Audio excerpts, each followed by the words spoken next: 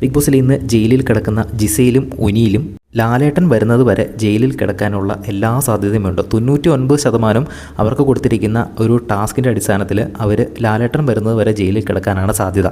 Task കേട്ട് കഴിഞ്ഞാൽ ഉറപ്പായിട്ടും ഞെട്ടും.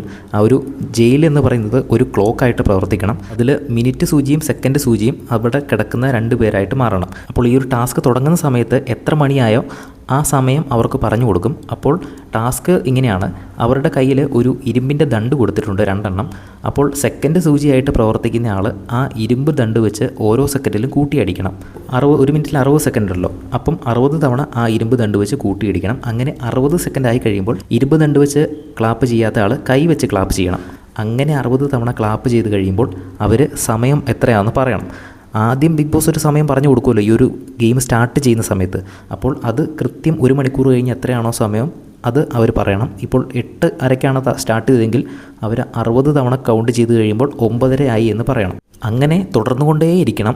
ഇത് ഉറങ്ങാനൊന്നും പറ്റുന്നൊന്നുമില്ല. നാളെ ബിഗ് ബോസ് സമയം ചോദിക്കുന്ന സമയത്ത് കറക്റ്റായിട്ട് അവർ ഉത്തരം പറയുകയാണെങ്കിൽ മാത്രം അവരെ മോചിപ്പിക്കും. 3 മിനിറ്റ് വ്യത്യാസം മുന്നോട്ടോ പുറകോട്ടോ വന്നാൽ കുഴപ്പമില്ല. അല്ലാത്ത പക്ഷം ലാലേട്ടൻ വരുന്നത് വരെ ജയിലിൽ തന്നെ കിടക്കേണ്ടി വരുമെന്നാണ് ടാസ്ക് ലെറ്റർ എഴുതിയിട്ടുള്ളത്. ഇത് എന്തായാലും അവരുടെ താളം തെറ്റിപ്പോകുന്നുള്ള കാര്യത്തിൽ ഒരു സംശയവുമില്ല.